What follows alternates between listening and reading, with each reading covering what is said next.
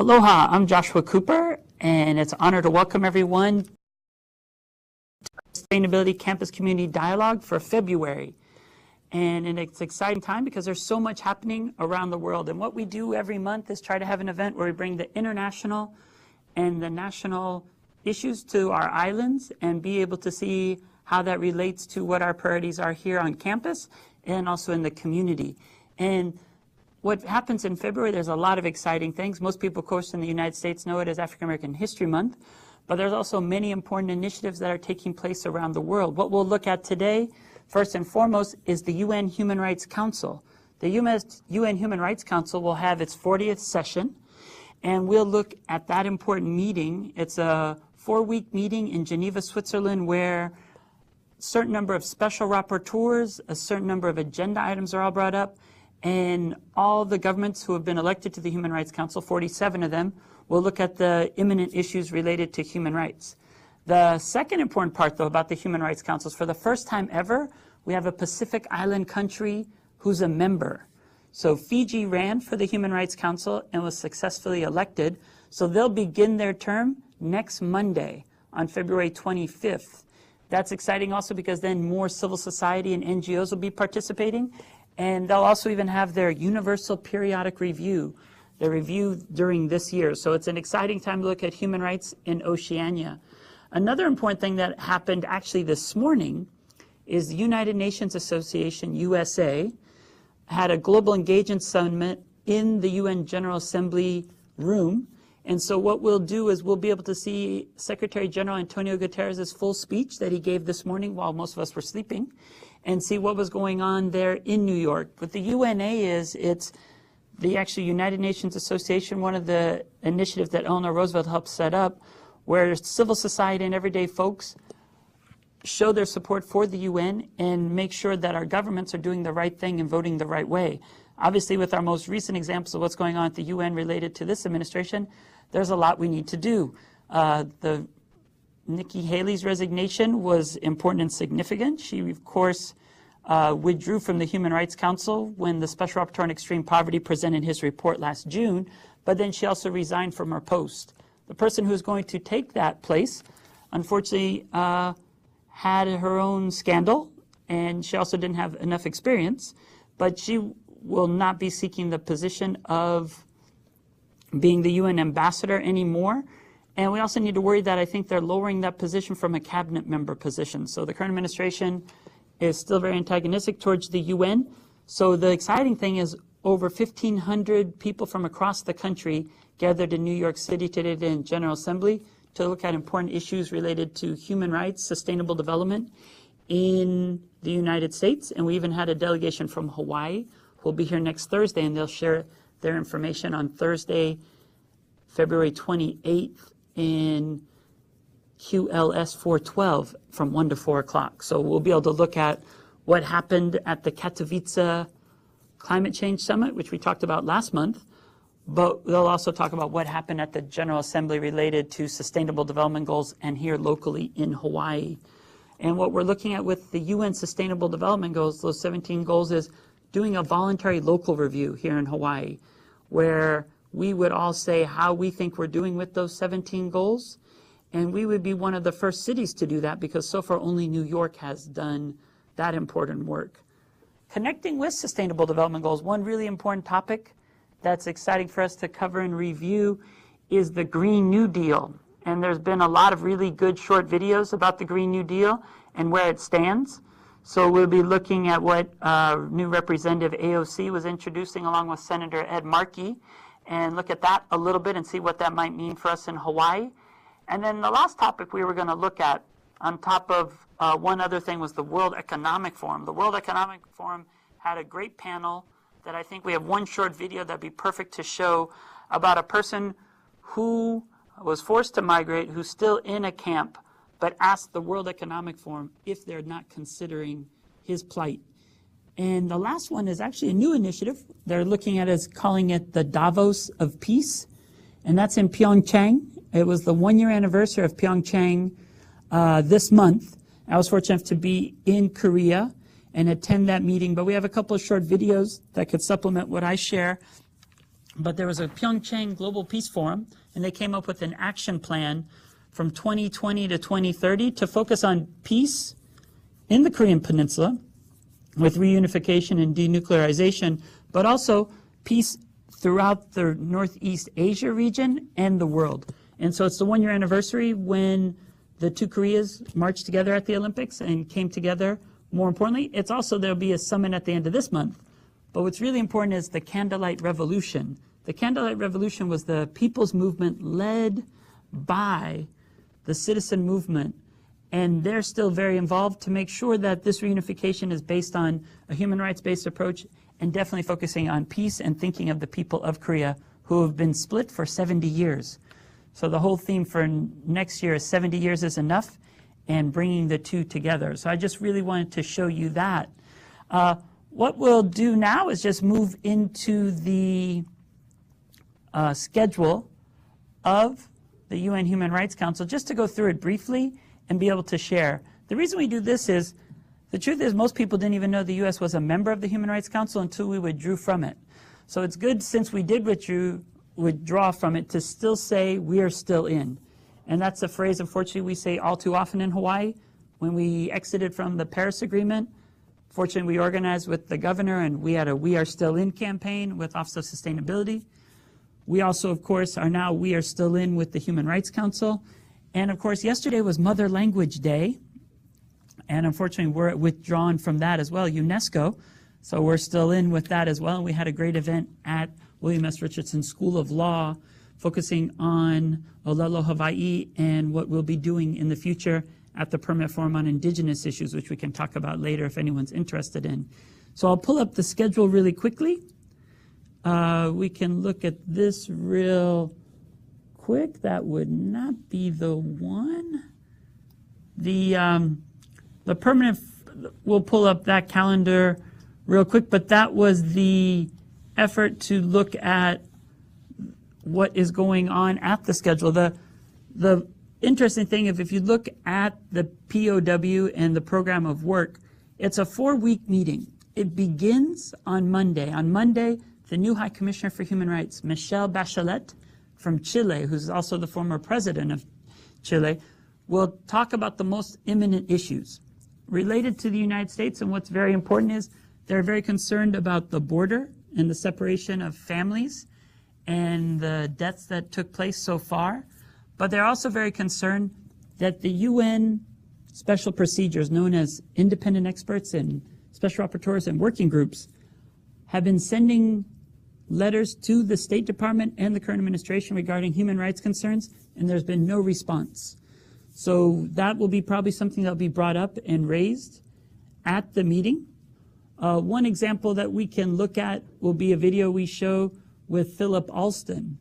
Philip Alston is in this video talking about an important issue related to extreme poverty and looking at the Sustainable Development Goals, and also a critical analysis of how the Sustainable Development Goals could be more focused on human rights. This rapporteur, Philip Alston, went to the United States, visited for 10 whole days, including Puerto Rico, and came out with a report that highlighted the widening inequality gap in the United States, but also he was very concerned as well with the situation of indigenous peoples. And this is an amazing panel that he did with Jeffrey Sachs. We won't watch it in its entirety, but it's a good one to see Philip Alston in action.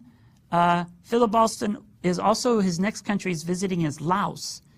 And we're actually currently helping him and connecting him with people who are active on a daily basis. So we'll just show a brief aspect where Philip Alston shows an opening part of a critique of how the Sustainable Development Goals are not close enough to human rights. And that gives you a flavor of the kind of discussions that will take place next week for the next month. I want to thank the other co-sponsors for this event, which are the Columbia Center on Sustainable Investment, the Columbia SIPA MPA in Development Practice Program, the Human Rights Institute, the Institute for the Study of Human Rights and Rights Links. So thank you very much. The event tonight goes until 7:30. We'll start with a discussion between the two of them, and then we'll open it up and have sufficient time for Q&A. So please, think of your questions as we go along. And I should reference or note that the event's being recorded and will be made publicly available, just for FYI for the Q&A. If anyone wanted to ask a question, it will be available later. So I'm going to start tonight by introducing the only two people in the room who need no introduction. Jeffrey Sachs is the Special Advisor to the UN Secretary General on the SDGs. He's Director of the Center for Sustainable Development at Columbia and also of the Sustainable Development Solutions Network, which released a relevant report in late 2018 called Closing the SDG Budget Gap, and that's available online. Philip Alston is the UN Special Rapporteur on Extreme Poverty and Human Rights. His most recent report criticized the extent to which international financial institutions and even the UN itself have aggressively promoted widespread privatization, including as a way to achieve the SDGs, without regard to the human rights implications or the consequences for the poor. Philip is also a professor at NYU School of Law and co-chair and faculty director of the Center for Human Rights and Global Justice. So with that, we will get into our discussion. So Jeff and Philip, just to kick things off with a very small topic, and before we get into the sort of issues about financing the SDGs and privatization, I'd like to talk about sort of the two frameworks that we're starting with, the SDGs and the human rights framework. There are many shared goals and objectives between these two frameworks, but some also see less than full alignment. So Philip, if you could start us off, where do you see convergence and divergence between these two overarching frameworks? Well, thanks, Brooke. I guess superficially there are immense similarities in the sense that human rights aims to eliminate poverty, to ensure education, healthcare, water, to promote gender equality, and a range of other issues, all of which are addressed very directly in the SDGs. If we look more closely, I put my human rights glasses on, what we see is that there are a number of references to human rights, but for the most part, I would characterize them as token references. When we start looking more closely at the substance, then I think we can see differences, but also potential complementarities, of course. If we take something like gender equality, the SDGs have a strong commitment. They are trying to measure aggregate improvements and so on. But of course, the human rights approach to gender equality is more, first of all, individual focused, to make sure that the individual person is able to exercise their rights equally, but also more focused on I think a more rounded conception of substantive equality than one would necessarily get out of the SDGs. I think I'd add just one other dimension, which is that since they were adopted in 2015, it's hard to think that the human rights dimension has done anything but go backwards. In other words, with the ascendancy of China, particularly in the UN context, China is really flexing its muscles very significantly. It systematically opposes references to human rights in the development context, except for its own very particular focus on the right to development, which is not, in fact, a human rights approach. So what we're seeing in practice is a greater division, actually, between efforts to promote the SDGs, which of course are incredibly important, but efforts to do so while also promoting respect for human rights. Thank you. Jeff, I'll let you respond to Philip and talk about how you see the SDGs and human rights. Basically, we've been rhetorically at the same objective since the establishment of the United Nations itself. The Universal Declaration of Human Rights established rights to health, education, livelihoods, social protection, and said at the time in 1948 that these are human rights for all, but that they will be only progressively realized, that this would take time. And it's taking a lot of time. But what the UN has done in various ways, both within the human rights field specifically, and in various development initiatives dating back really to the 1960s, which was the so-called first decade of development, is to establish goals that are stated mainly in economic or social quantitative terms. And the UN member states keep doing this. So we have a fugue between formal human rights core canonical processes like the Universal Declaration of Human Rights and the international covenants on economic, social, and cultural rights, a number of treaties that are associated with those. And then we have a development stream that started with the first decade of development in 1961. I printed out, because I wanted to refer to it, the second decade of development in 1971, which is when the goal of development aid of 0.7 of 1% of GDP was first enunciated. And when you read this document, which I haven't read in 30 years, it's exactly the SDGs, so we're just doing it again and again and again. Each developing country shall formulate its national employment objectives so as to absorb an increasing proportion of working population in modern type activities. Okay, we wouldn't use this language exactly now, but that's SDG 8. Particular attention should be paid to achieving enrollment of all children of primary school age. That's SDG 4, except now it's added to secondary.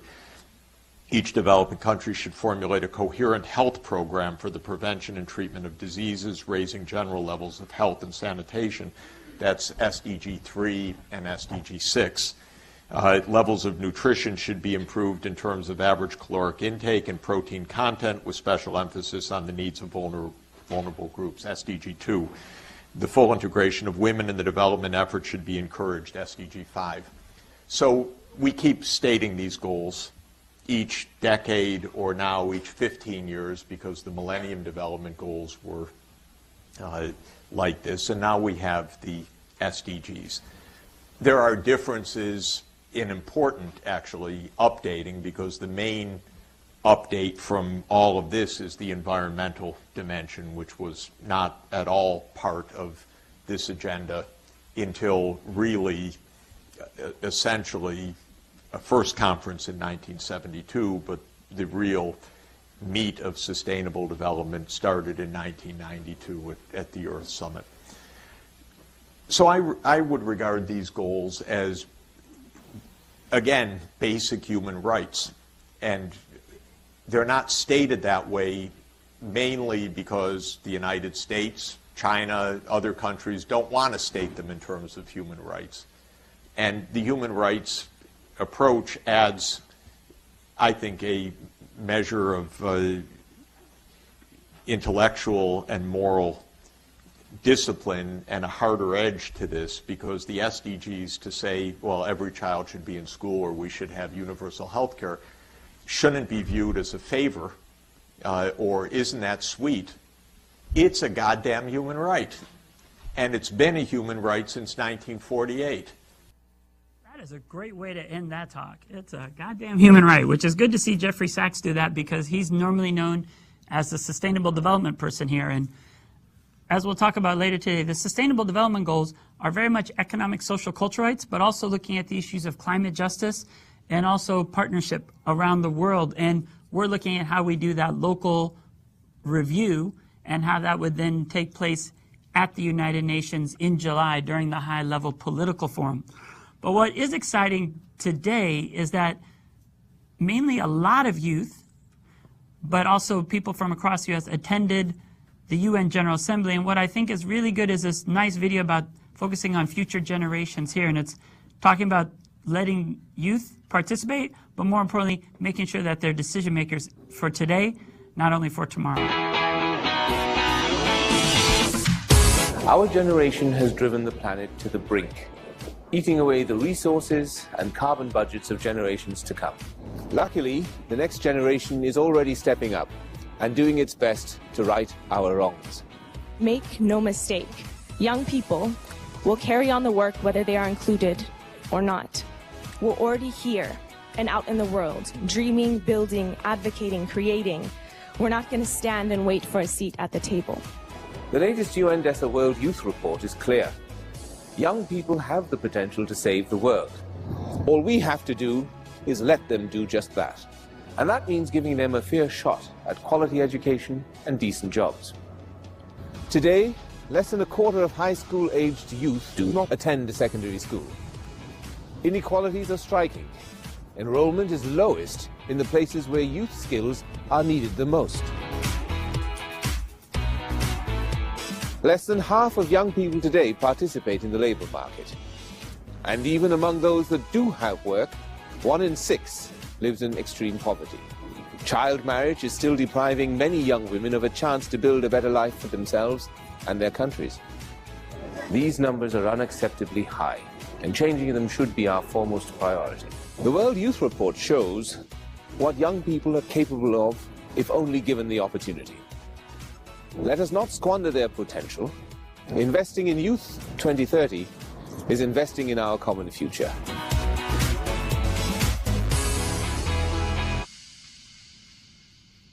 All right, so that's one quick little report it's good to look at because it's quite essential to see that the UN is taking it seriously. There's now the UN Secretary General has an Undersecretary for Youth, and that's quite crucial to see that youth are included. Another important aspect, though, that we're looking at as well is it's also the International Decade for People of African Descent. And right now at the Doris Duke Theater, there's an amazing film festival as well as speakers in. But this was an exciting thing that came up that a lot of people weren't aware of. It's called She Thrives, and it was looking at 10 women shaping their communities for everyone in the 21st century. So I just thought a great link for people to look at. But Lisa Borders, looking at gender parity across all industries. Millie Brown covers moms and families who lost kids due to gun violence. Valencia Clay, educate and inspire kids. Jasmine Crow, amazing person there. Do Gooder rescues and food to the hungry. Brandis Daniel. Kenyatta Brown Jackson as well. Tiffany Lofton. Betty Wiggins. Nafisa Williams. Veta Woods. Anybody hear of these amazing women so far from any of the campuses? Yes, Anthony, would you want to participate? You just hit the microphone in front of you. I've heard of, can you hear me? Yep. Okay. I've heard of a few of the names, for example, Millie Brown and Valencia D. Clay. Yeah. Well, it's amazing to see how many there are and how many we don't know enough about. And Betty Wiggins is also doing amazing work as well, focusing on food and justice and a whole bunch of issues and connecting them all together. But we just wanted to feature that because I thought that was a great one that's getting beyond just the names that most people are usually familiar with.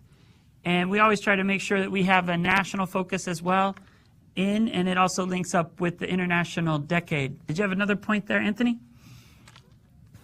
Oh, yeah. I actually met Tiffany Lofton at the NAACP convention last year. Excellent.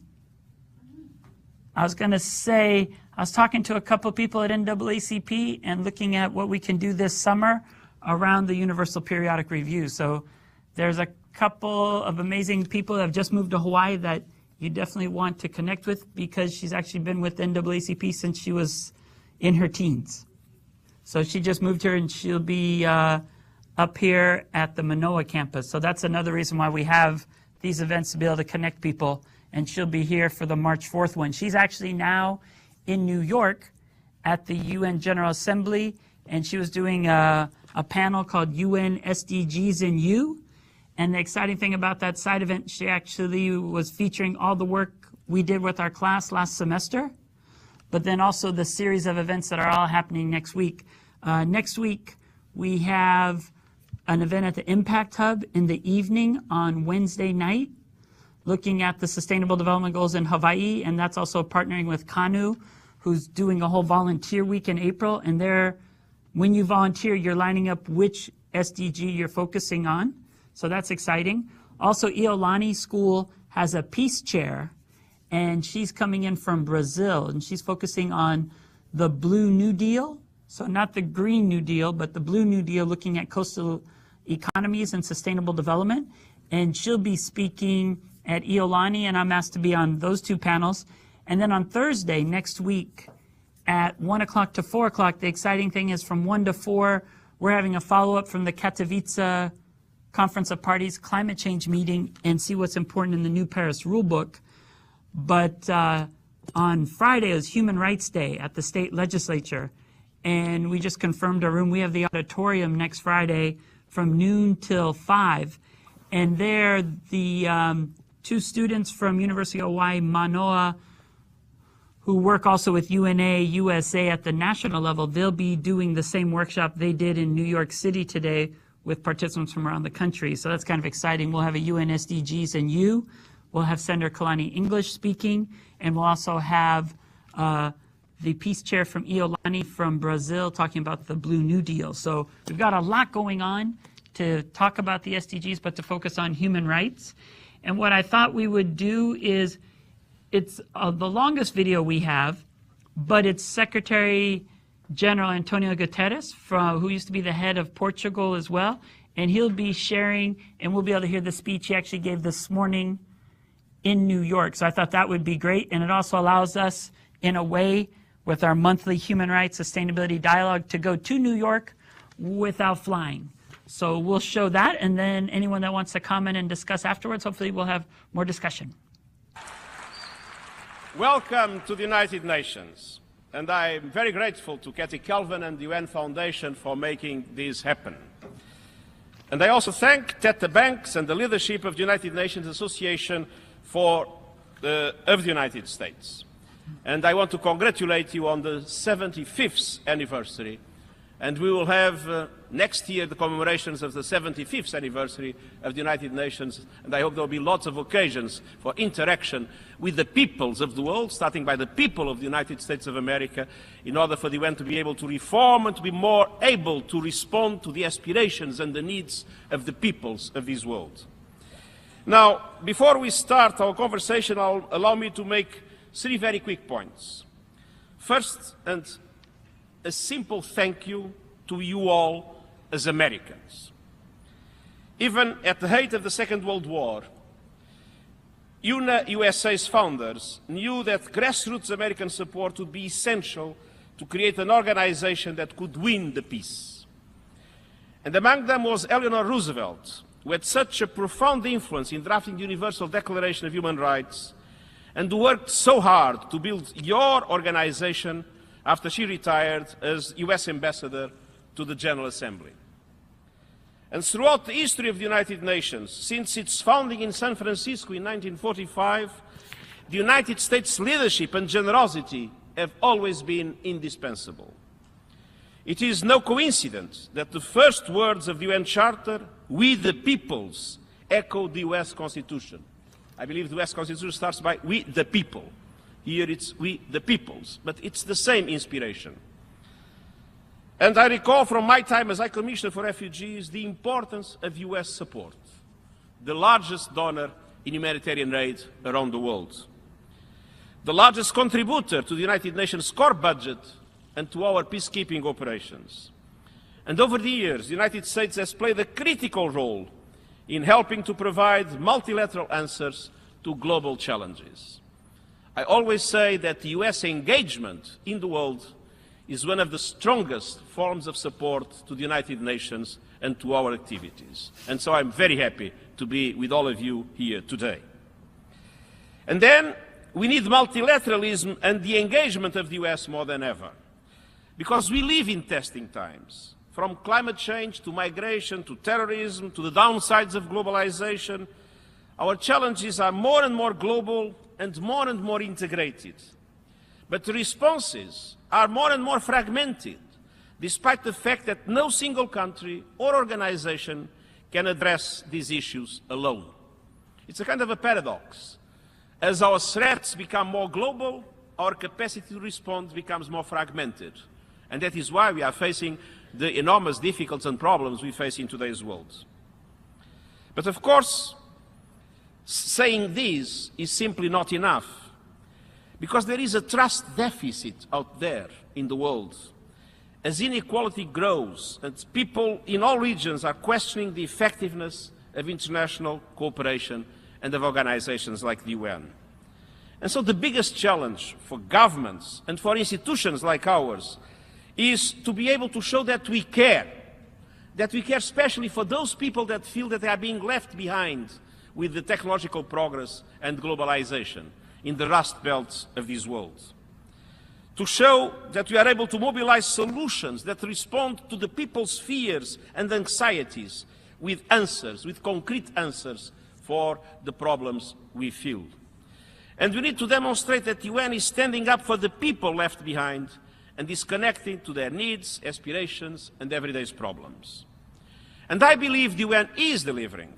In the last 2 months alone, we won approval of the work program of the Paris Agreement on climate change in Katowice. Many people thought we would not be able to do it, but it was possible to bring together all countries of the world. We didn't solve the climate change problem, but at least we approved the work plan of the Paris Agreement. We adopted also the Global Compact on Migration and the Global Compact on Refugees. And in our surge of diplomacy for peace, supported by the UN, we are trying and we are starting to succeed in some very important situations of conflict resolution. You have seen that it was possible to broker a ceasefire in Odeida, in Yemen. Let's hope it brings peace and a political agreement. We had recently an important peace agreement on Central African Republic. South Sudan, it was possible to bring together the two leaders and to finally look for the possibility of peace in this country where people have suffered so much. And the US was so strongly engaged for the independence of South Sudan. So I believe the peace in South Sudan has a huge meaning for the population of the United States. But to deliver more, we need to have a UN that is more nimble, more effective, more cost-effective, and more able to overcome the bureaucratic problems and the impediments that always exist in international organizations. And to do all these, we need you. When I look on all of you from dozens of states and universities around the country, I see ambassadors. Ambassadors for understanding, cooperation, and connecting the world of the United Nations with the grassroots. There is no more important issue today than in this context, and I would single out this problem because it's probably the most dramatic that we are facing. We need to together address climate change, the climate crisis. And I know that you agree with me. A recent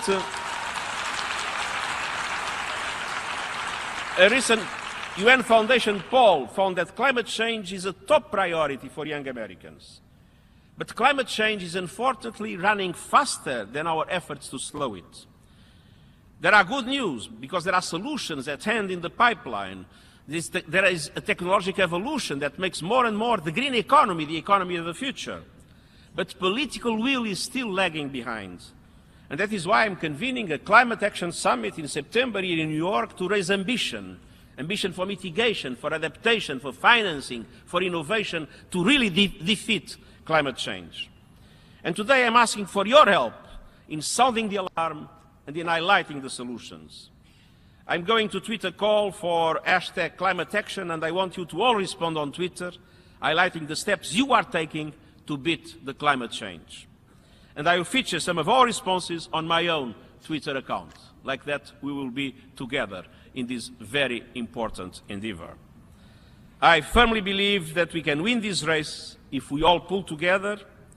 And the same argument goes to all our other challenges we face in today's world. You are all committed multilateralists, and I thank you for your service as ambassadors for a better world. I feel inspired by your energy, by your engagement.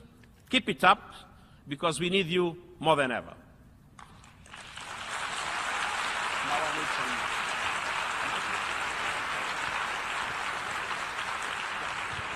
Thank you.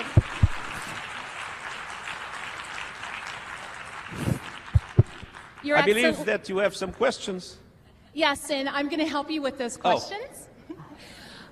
Before the summit, we asked UNA members, and thank you for those inspiring remarks, by the way. Before the summit, we asked UNA members to submit questions. We got a lot of great questions, but we're just selecting a few for you to address today. So the first person, I would like to ask David Blattman of Andover, Massachusetts. David, if you can press your mic and ask their question. Thank you very much. Good morning, Mr. Secretary General. My name is David Blattman. I'm an international relations student at Suffolk University in Boston. My question for you this... Thank you.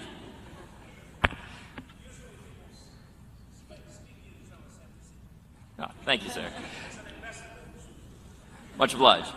So, my question for you this morning is, in your view, in your opinion, what is the greatest threat to international peace and security that we face in the modern world? And perhaps more importantly, what can we do to address that? What can we do about that? Well, looking at today, I think the biggest threat comes from the fact that we have a number of conflicts that are becoming more and more interlinked, with fighters that go from one place to another. If you look from Nigeria to Mali, from Mali to Libya, from Libya to Syria, from Syria to Yemen, from Yemen to Afghanistan, you see all these conflicts becoming interlinked and linked to a threat of global terrorism. There was always terrorism, but it was kind of an isolated terrorism, and I felt that the United States was probably the first meaningful target of global terrorism with the 9/11 terrible tragedy that we all recall. But now it became a threat everywhere. I mean, we can have a terrorist attack in any place of the world at any time because it became a global threat. And this combination of conflicts multiplying and interlinking with terrorism is probably today's biggest threat. But I think that we have a serious problem with non-proliferation.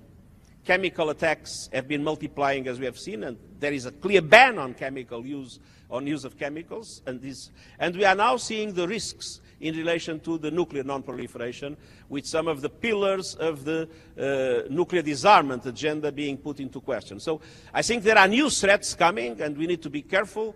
But for the moment, I still think it is this combination of conflicts interlinked and terrorism. Thank you. For peace and security, there are other threats. Climate change is a big threat to all of us. The misuse of certain technologies, like information technologies, artificial intelligence, is another potential threat to all of us. But for the moment, I think, for peace and security, the one I mentioned is probably the largest. Thank you. Our next question... And of course, what can we do? We are very much engaged in active mediation in many of these conflicts. And we have launched a new office for counterterrorism, and we are creating a network of plans against violent extremism all around the world to try to address the root causes of terrorism in many societies in close cooperation with those societies.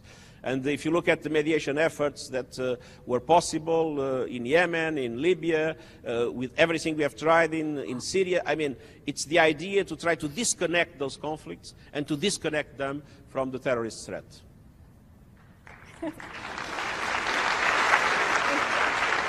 Thank you. Our next question is from Ruth Miller from Alaska. Ruth, if you can press your mic and have a seat. Press your mic, please. Where is Alaska? Yahlidu Ruth Miller shi'iji, dena ena kanaga shafkun kenash chikane khali kiriki. Hello, my name is Ruth Miller, and I'm a member of the Kuryong tribe of Dena'ina Athabaskan from Anchorage, Alaska, attending Brown University.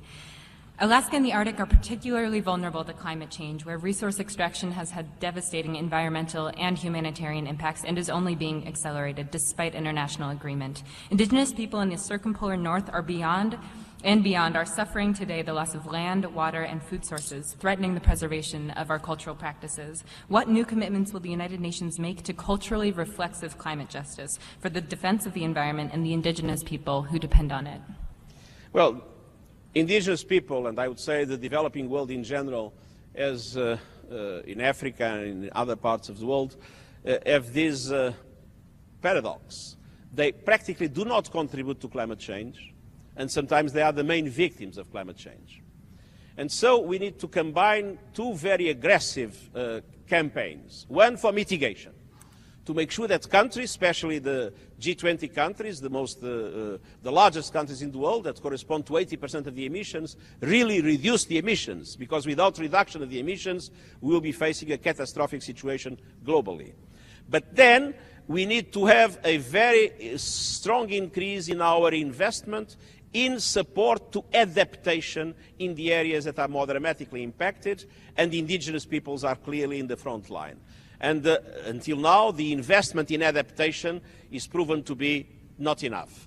If you have seen, and now I'm not talking about only indigenous people, but you have seen the disasters in the Caribbean and even the impact in the United States of some of the storms that take place, you see how much we need to invest in making sure that our communities are more resilient in relation to the impacts of climate change. And the indigenous communities are particularly vulnerable, so we need to have a strong support to their countries in order to be able to provide them with those instruments that allows them to resist better to the climate change impacts. Unfortunately, Your Excellency, we're out of time. No excellencies, yeah. We're you know out that of it's time. true. I mean, where I work with my colleagues, if anyone says excellency, there is a fine of $1,000. And that's how we are trying to solve the financial problems of the UN. It's true.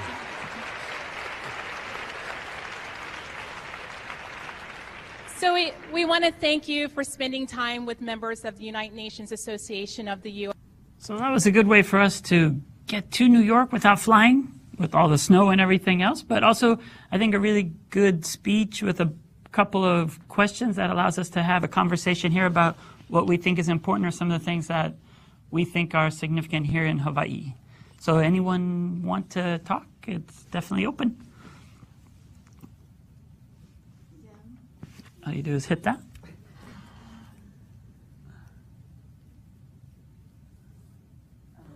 that working? Can you hear her, Anthony, on West Oahu? How about the bottom? Currently, no. Okay, it's at the bottom part, at the right there. Do you see it? Try holding it just slowly. Oh, which button? Just once. At the bottom. Right at the bottom it says push. Right at the bottom it says push. Press it once to light up green. It's not lighting up. It's all right. We're just connecting really closely. There it should be. Oh, okay, yeah. There we Can go. you hear me now? Yep, I you hear got you the- loud and clear. Perfect. Okay, hi, All right, my name's technology's Tamara. working. And I'm a third-year PhD student here at Manoa in political science and alternative futures. I think, for me, the response to this speech would be that climate change is actually the biggest threat to security in the world right now, because if you look at famine and food precarity, immigration, microbes, pandemics, nuclear proliferation like the tsunami in Japan, disaster recovery, sea level rise, there's so many things associated with climate change that are actually threats to security that are going to aggravate any kind of tensions around the world. And I think that's why, for me, as a political scientist, I really appreciate Greta Thunberg, the young woman from Sweden that's been developing these protests. They're called, right now they're doing Fridays for Future, student protests across Europe. She said that the politics that's needed to prevent the climate catastrophe, it doesn't exist today. We need to change the system as if we were in a crisis, as if there were a war going on. So, I mean, for me as a political scientist, I see the climate change as also as a form of war, as a crisis that we need to address internationally, and it's not being addressed that way. It's being addressed as something, I mean, human rights is, as they're saying, I mean, we've gone 70 years through this process without much. There's been a lot of good things said, but I'm not sure how much we've really accomplished.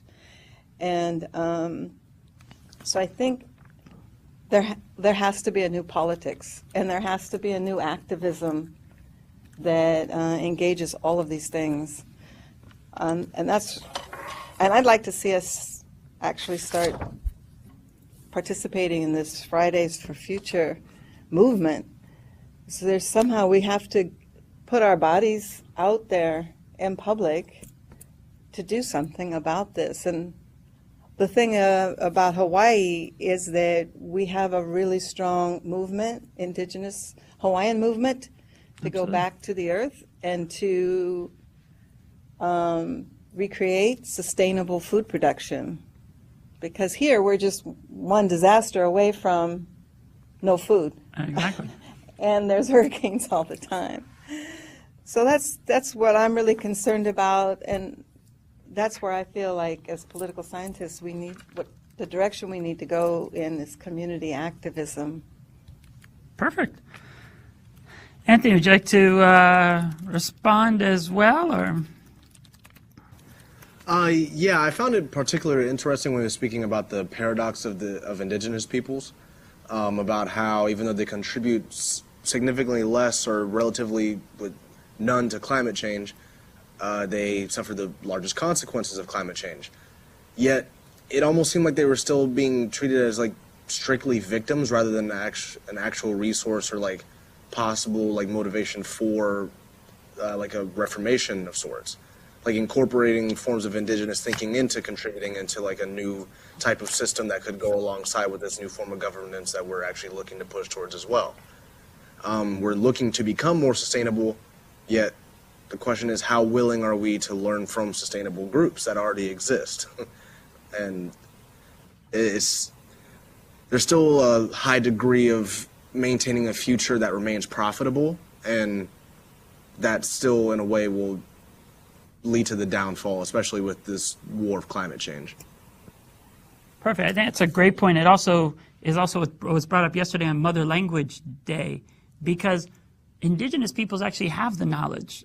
The whole point is we just don't listen, and we're not willing to change the economic model. In fact, even if you heard what Jeffrey Sachs was saying in 92 and 2012, the U.S. leaders were always saying we won't sacrifice the U.S. economy for the environment. And the truth is, if we listen to the indigenous peoples, they actually have the models of sustainability. They know what sustainable development is because it's a living example, not theoretical, not something we cook up in college and classes, but ones like you're saying here in Hawaii. I mean, there were fields of kalo. There was taro grown.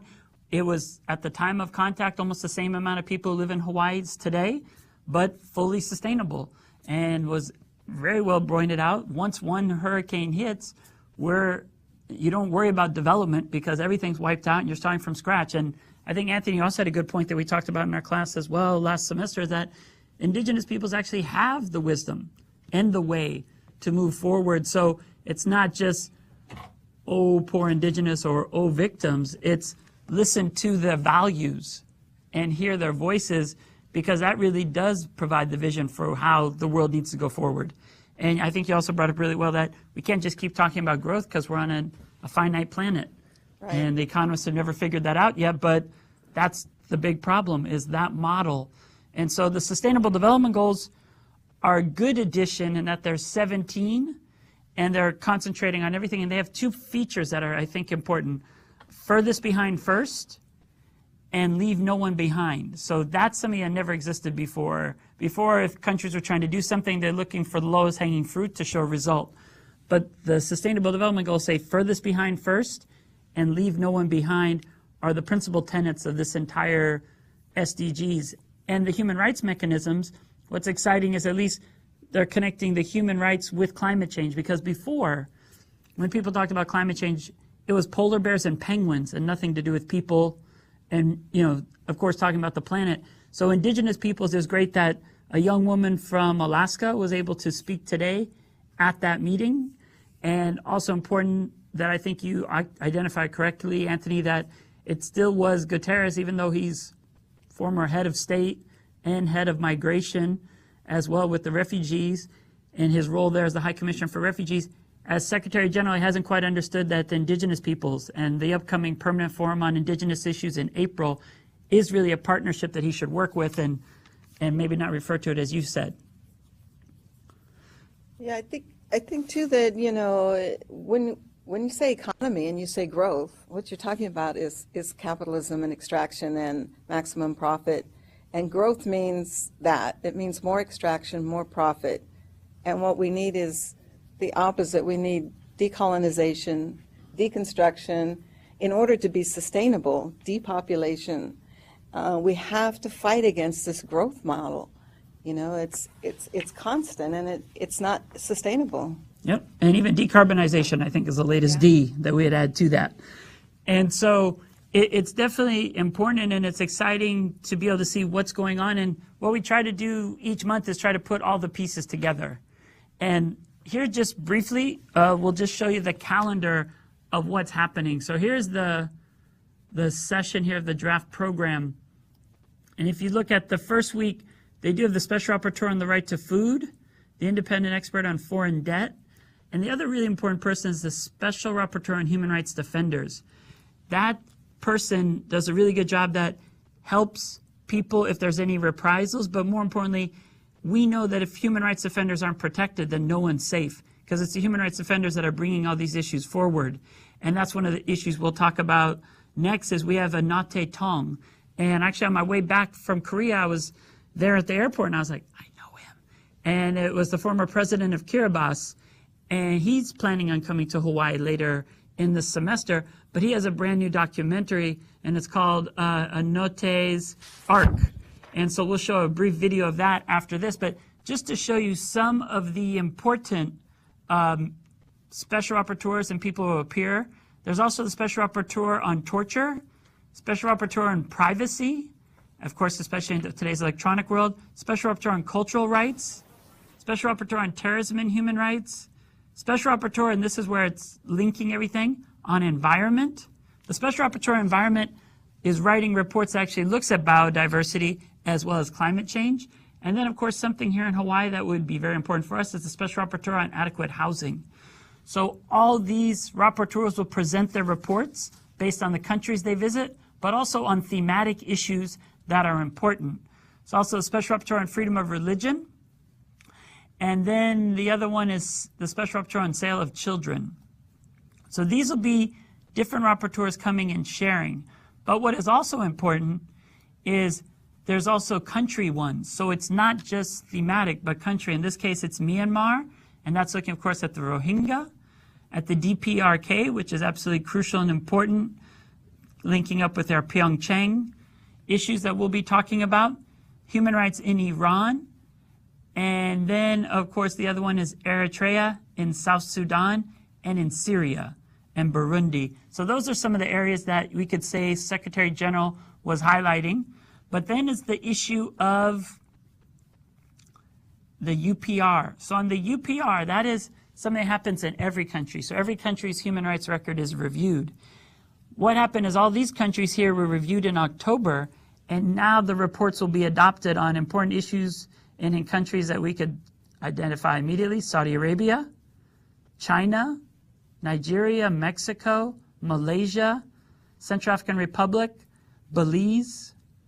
All those will be actually reviewed next, well, the week after next, from the 10th through the 18th. And then the final week, the main focus really does shift to voting on resolutions. And so we can discuss next month some of those resolutions, what were voted on, and what actions did they call for taking. But one of the important things that we talked about earlier and brought up, and that links up very much with our issue on climate change, is Fiji is actually a member for the first time. So we actually have a country for the first time that's a member.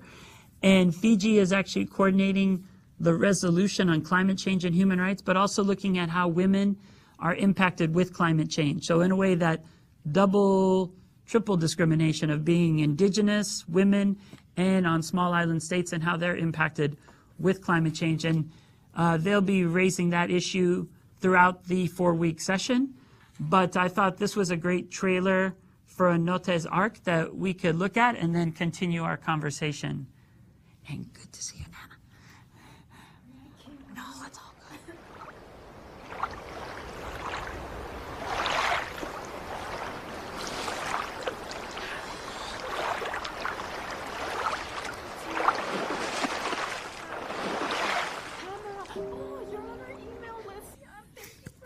I haven't been.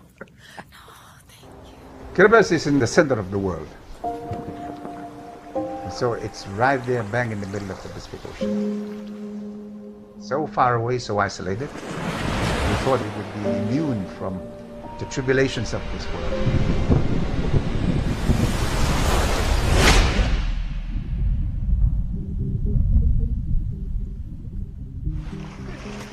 The issue of climate change remains the most pressing challenge for us in Kiribati. Rising sea levels have already taken a village on one of your islands. Do you see the possibility of all the people from Kiribati one day having to leave?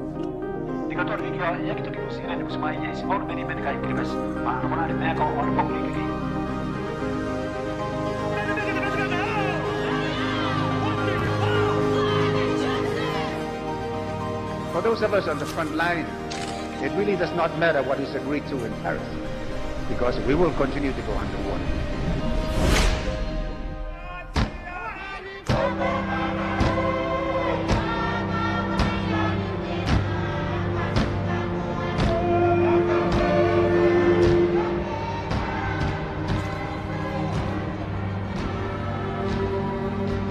If it is a foregone conclusion no matter what happens, what's the point of a deal then? Well, what's the point? Well, we need to survive. What is going to happen to us is going to be the fate of the rest who will follow.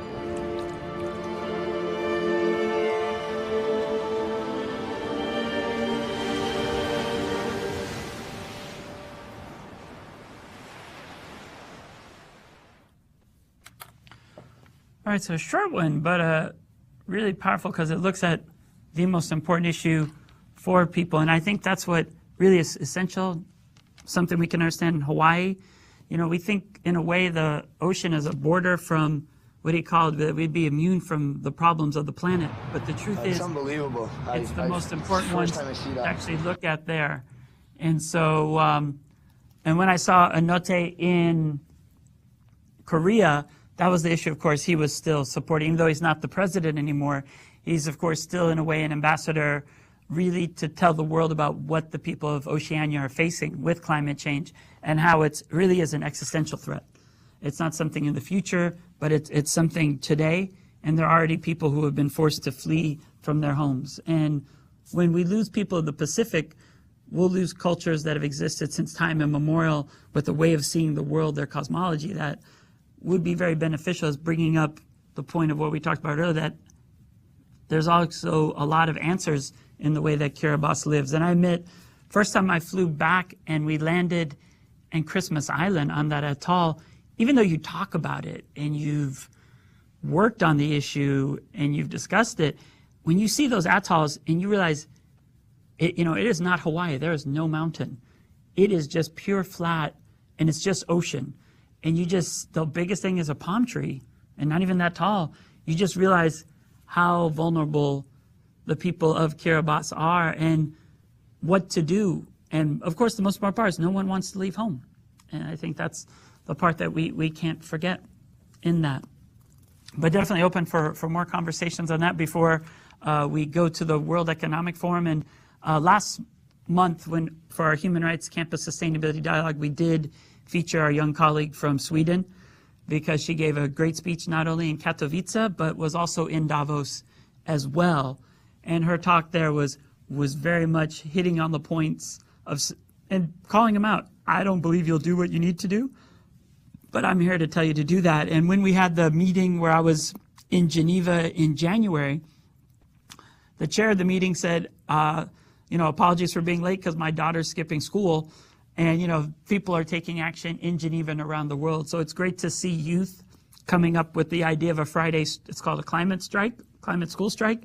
And when I was in Katowice on Friday, there were many students with the same signs all on Friday on the final day because they didn't agree on Friday. They kept going until Saturday at midnight. So there's still a lot of work we have to do before the next meeting in Chile. But, of course, I think if we look at what our friend from Sweden said, she's leading in the right way. But we definitely open up for any comments related to that. Oh. Well, is there some way for us here on this campus or even system-wide UH to start participating in these demonstrations? Sure. On Fridays? We just have to start coordinating it. Occupying, and I think that we need to combine some of these struggles, like the TMT, you know, and really have a regular level of protest. Yeah. How about this? Visible. I'm willing to do this tomorrow. I mean, next Friday we have Human Rights Day at the state capitol. I'll give a full hour of Human Rights Day, and we'll call it Climate Strike Friday, Climate School Strike, and people can come together and start talking, because I know when we do organize, it actually takes time. But I'll amend the program, and we'll make that final hour the 4 to 5, so that way it allows everyone who's, wants to come, and it's in the auditorium at the state capitol. And we'll invite friends who I work with on Deoccupy Mauna Kea and a couple others, as well as the students from HPU and other campuses to participate that way. And we'll have a teach-in, because all the discussions are focusing on that. But we'll conclude with what to do next and maybe organizing the Friday events. So that sounds fine. And I'll work with media as well, so we can try to make that maybe something we could do at the conclusion of it, to get media there right around 6 o'clock to say, this is what we think and this is how we should move forward. So that sounds great. It's a good idea. And if that sounds, it's as quick as we can go, is for next week, Friday. Yeah, what time is that going to be? It's from noon till 5 o'clock. So we can make an announcement at the beginning of it that it's part of Hawaii doing the climate school strike, and also conclude with a full hour of discussion of how we think we can move forward, if you think that's a good thing.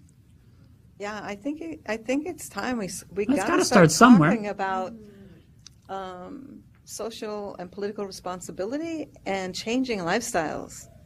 We have to unplug from this consumer society that's, is fueling this growth concept. And food production is really important. For me, what my dissertation project is on is reinstating the Apua system as both food production and representation. Okay. Because it was originally set up to do both. Exactly. For sustainability and for communication. For self-determination as well. Yeah. And so I'd really like to talk more about that, and how do we support the Hawaiian community and the indigenous practices here, and in changing lifestyles, instead of neighborhoods, building villages, building affordable housing that is focused around food production. Very much so. So no, we can do that also next Thursday. We can make that part of the program for next Thursday at Queen Liliuokalani Center in room 412. That is from 1 to 4. I can amend that program. I cut myself out apart or do something like that, but we have that in room 412 next week. So that could be a way to announce and to tell people at the Manoa campus. And we can hear from Anthony what he thinks West Oahu might be able to do for next week. But it looks like Manoa's sending an invitation to West Oahu. Connection at Windward? I do as well. And we also have it at Hilo and other places in KCC as well. So we can put out the call. And we're doing tomorrow, we're doing a model UN event. And it's actually looking at climate. Go ahead, Anthony. I can also invite people from Leeward. Okay. So great. We'll have an action that comes out of this month's Human Rights Sustainability Campus Community Dialogue, aiming to be at the state capitol from 12 till 5 o'clock next week. If we want, we can even do an action. If we want to do sign waving after the event, we can go outside. That's usually the peak traffic time when people are driving home on a Friday. We could do sign waving along that avenue and try to get people more awareness, and then more importantly, do some solid planning in the auditorium right there at the legislature. And the cool thing is some of the bills, we have the public access room speaking from 12 to 1, 1 to 2, 2 to 3, and they'll be saying what important bills are on climate change, food security, food sovereignty, and how we can give testimony and participate that way as well. So it looks like we'll be able to do a little bit of advocacy at the legislature, but then also direct action. And SDG number 12 is all about sustainable living and voluntary simplicity. So very much linking all those together. So that sounds good. You're going to put that out too, Yes. like in an email, all the Sure. dates and times and Yep, things? I'll definitely do that, and I'll send it to Nana as well. And then, so I should make a flyer. Let me move that one over so that way you can hear that. Okay, I was just gonna ask if I should so I'm gonna make a flyer for tomorrow's event. Sure. I will try to, but after school today, I have work until No problem. 11, so if I have time, I'll try to. Understandable, and we'll look at making flyers for next week there's events on Wednesday night, Thursday, and Friday. And for each one of those events I go to, I'll promote the student strike, and that we'll be taking action down at the legislature. So we'll aim for Friday being the first day of the student strike for Hawaii. If that sounds good. Excellent. Oh, All right. oh, Yes. quick. I'm so sorry. It's all good, Anna. Good to see you. Thank you so much for coming. Thank Go ahead, Anthony. Oh, tomorrow is also NAACP meeting, and I believe it's like voting, so I could also inform them of the event next week as well, if that works. Yeah, you can invite them to Human Rights Day. I'll send you the information, but of course we're going to update it and make a new flyer with the climate strike information. Sounds like a good plan. All right, sounds good. I know we have only 15 more minutes, so let's just look at 1 or 2 short videos, not to take the full time. I think that's important not to do that. I think if you look at Hassan Mohammed and the refugee story, I think it's probably one of the most powerful ones, and it's a short one, but it really does build on what Greta has been saying to challenge the people in power to understand what they're 20 years doing. of disappointment into words. You know, I've been, for the past couple of days, since I was told I would speak, I've been thinking of what to say and how do I put that into words? How do I bottle the emotions and what I feel into words for you people or for people to understand? My name is Mohammed Hassan, and I'm a refugee from Kakuma camp in northwestern Kenya. And the theme of my life has been displacement and confinement. I've spent the last 20 years of my life in a camp, and I will go back to that camp next week. So what is at stake here is it's crucial for me and the people that I represent in the camps. The place I come from, the camp, it's not an isolated place. We have 185,000 refugees from 10 different nationalities. And we're just like other people, and we have aspirations, and we have dreams, and we have needs. And it surprises me that money and capital moves around the world in seconds, but it takes a refugee decades. Or in the case of my mother, she never had a chance to get out, waiting for 25 years for a place to go, for a place to call home. What does it all mean? We talk about ethical and sustainable development. We talk about how we can be ethical with robots and machines. We want to solve death. And there's so much human suffering. We haven't figured out life yet. And I feel I'm on the sidelines watching in, and not just me as an individual, but the people that I represent. And I'm here at Davos to say that, refugee camps are not ethical, putting people in faraway places and pretending that they don't exist. That is not ethical, it's not sustainable, and it's not conducive for human growth. It kills people, it kills the spirit. And that's what keeps me up at night. Will I spend the next 20 in the camp? Will my brothers and sisters, will they have a chance to have a home, to own a document, to have a sense of belonging and identity? And I don't see that people don't talk about those things, in a global stage, and I don't hear those conversations. People would rather pretend that we don't exist.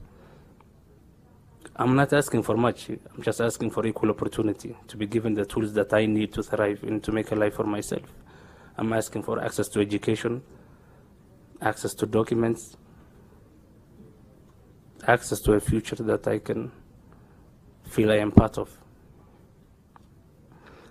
And I'm asking for all of you to demystify the refugee experience. We are not animals and we are not criminals. It's not a crime to flee from your country. I don't know what you're all afraid of, you know? We're human beings and refugees are real people. Get a chance to know us. We're not that different from you. It can happen to anyone. And that's the message that I want to get across to Davos, so that when I go back to my camp, I can tell my refugees I represented them well, and I tried my best to my capabilities to portray and to show you how they feel.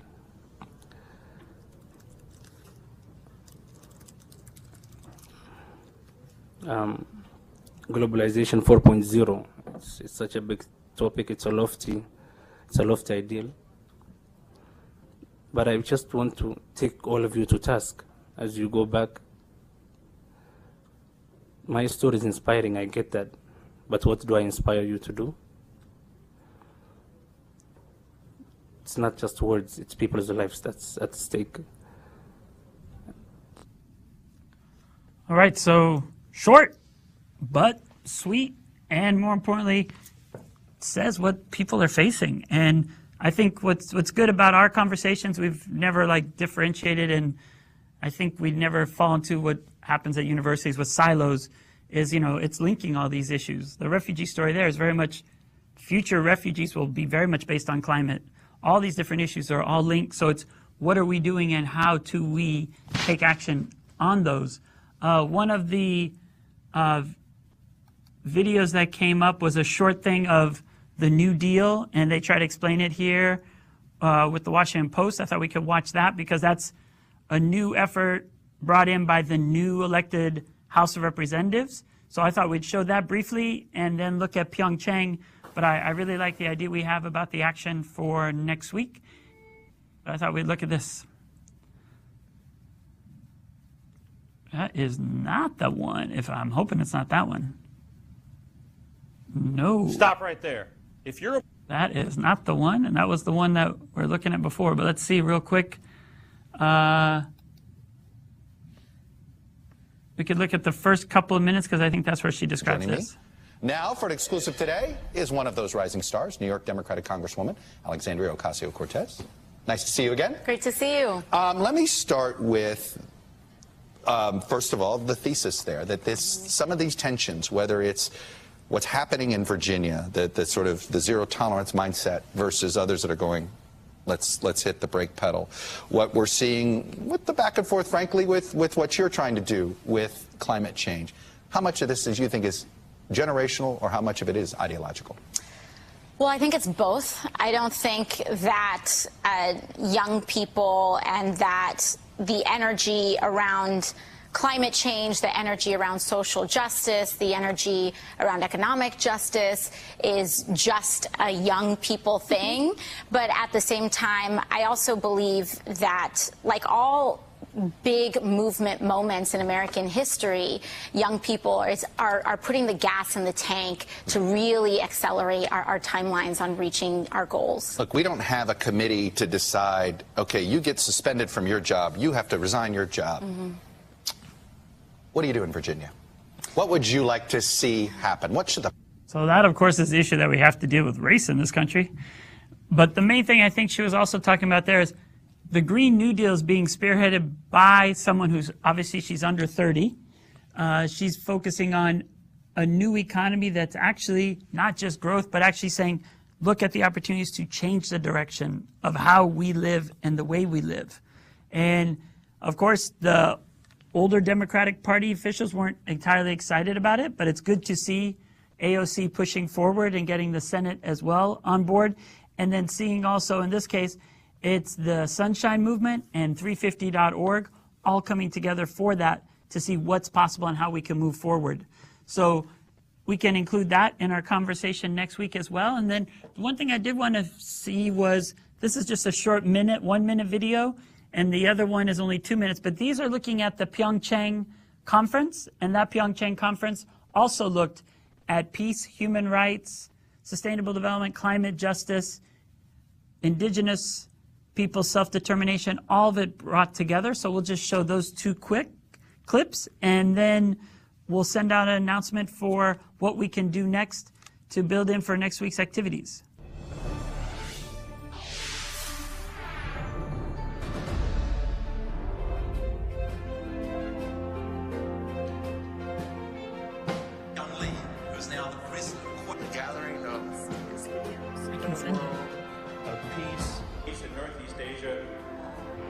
Where I would say that we have drawn. And also we invite you to eventually we can have a more integrated. For peace and SDGs,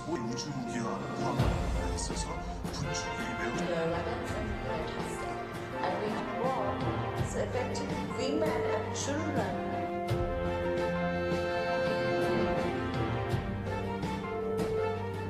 This is one of the moments of trying to see how we can finally, the two families and the two societies, whatever can be together. Reaching peace is a very collaborative effort, and I'm very excited to bring to the table the voices of the youth. We are looking forward to carrying forward the spirit of the Winter Peace Olympics.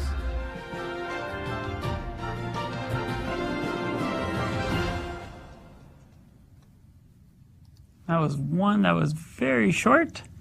And this one, I think, has a little bit more about the Pyeongchang conference from the news stories that were the written. The Pyeongchang 2018 Winter Olympics marked a turning point for the peace-building process between the two Koreas.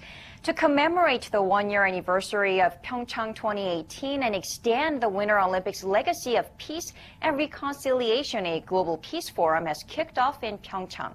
Our Won Jung-wan is there and filed us this report. If there's a Davos forum, why not have a Pyeongchang forum? Those were the words of the governor of Gangwon-do province when he laid out plans to use the opportunity created by the Winter Olympics to discuss global issues. The Pyeongchang 2018 Winter Olympics played a pivotal role in opening the door for eventual peace talks on all levels with North Korea. And to review and celebrate the year-long peace process on the Korean Peninsula and beyond, a global forum is taking place in Pyeongchang, the birthplace of the current historic peace process on the Korean Peninsula. The Pyeongchang Global Peace Forum will be held from Saturday to Monday and will be attended by many peace activists, including Nobel Peace Prize winner Lech Wałęsa, as well as representatives from groups dedicated to activities towards peace all over the world. More than 500 people from 50 countries and 200 organizations will review different cases and the prospects of peace, collectively seeking ways to end confrontations and build a sustainable future. In-depth discussions will build on the peaceful momentum created by the two Koreas, with participants discussing how they can work together to develop a comprehensive common action agenda for the whole globe, touching on matters including gender, human rights, and religion. The Pyeongchang Forum looks to create a new model for peace-building efforts for the first time since the Hague Appeal for Peace Conference in the Netherlands in 1999.